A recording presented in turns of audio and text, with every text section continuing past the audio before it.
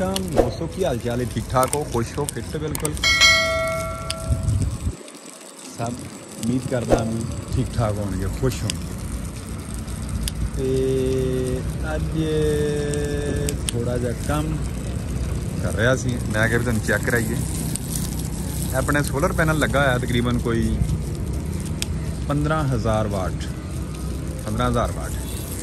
इन्होंने मैं वाश कर रहा, इन्होंने उत्ते एक तह जम जाती हैगी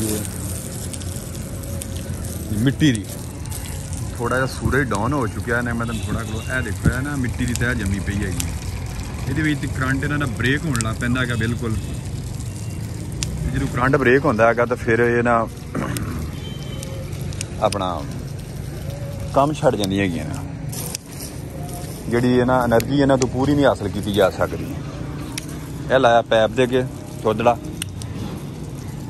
ना, थोड़ा जिहा प्रैशर तेज़ किया पंप का, ताकि ये अच्छे तरीके नाल इन्हां नूं वाश कर दिता जाए। अगे गर्मियां सी ते इन्हां नूं मसला नहीं सी बनदा, हुण आ गईयां ने सर्दियां। सर्दियां दे विच इन्हां नूं जिहड़ा मसला बनदा हैगा बई रात नूं पैंदी त्रेल, दिन में जो मिट्टी घट्टा जो थोड़ा बहुत उड़ता है वो इन्हों के उत्ते पैंदा रहिंदा। जो रात को त्रेल पैंदी हैगी तो वो जो मिट्टी घट्टा है या गर्दो गबार जो भी चीज़ इससे आती हैगी वो अपना जम जाती, और तह बन लग पैंदी। यूं ही तह बनती रहिंदी हैगी, वो ना वो एंड के उत्ते नज़र क्लोज करदा मैं, यह तह जमी पई हुई बिल्कुल एक। इत्थे अद्धा भी वर्क नहीं कर रही हैगी। ठीक हो गया ना जी। तो इन्होंने धो दिता है, ऐ बिल्कुल वाश हो गई ने इत्थे। सवेरे जिहड़ा अपनी अल्लाह कीता वर्किंग बिल्कुल ना पूरी करनी है। कुछ सूरज भी जिहड़ा बिल्कुल ना वो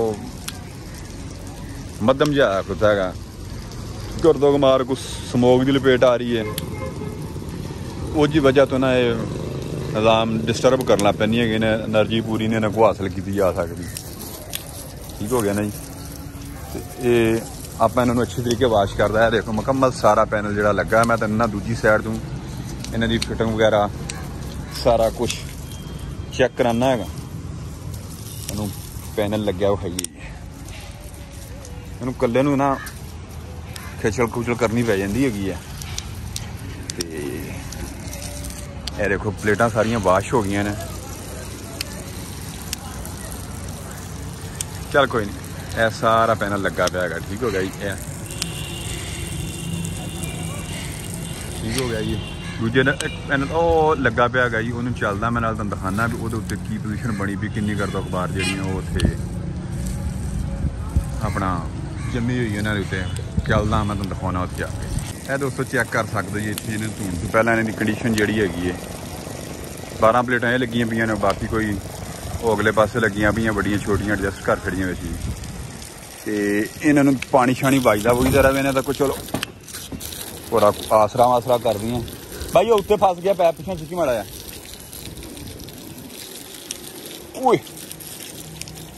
ये पै सारिया देखो हुण ना वाश हो के ना अल्लाह की तक वर्किंग करन लग पैंदी है। एक सूरज जिहड़ी ना रोशनी बहुत ज़्यादा घट जाती हैगी। एक तो सूरज का दरानिया जिहड़ा वो बहुत घट जाता, तकरीबन 8 बजे वर्किंग शुरू होती हैगी है।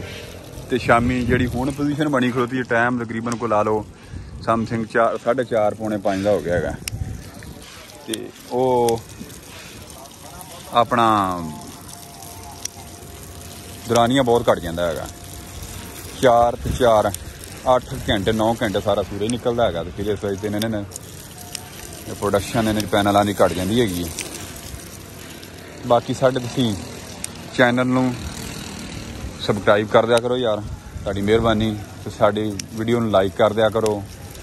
कोई राय होवे दोस्तां दी तो वो कमेंट्स दे विच जिहड़ा सानूं उह तों आगाह कर दिया करो। तो तुहाडीआं मुहब्बतां दा शुक्रिया जी। तो हुण मैं थोड़ा जिहड़ा अपना काम है उन्होंने कंप्लीट कर लवां जी। यह देखो ना इधरले पासे भी जिहड़ा वो बहुत जिहड़ी ना पोजीशन गलत प्लेटां दी होई जांदी हैगी। ओके जी, फिर अल्लाह हाफिज़। Thank you. साडे चैनल नूं सबसक्राइब कर देना, लाइक कर देना, शुक्रिया जी।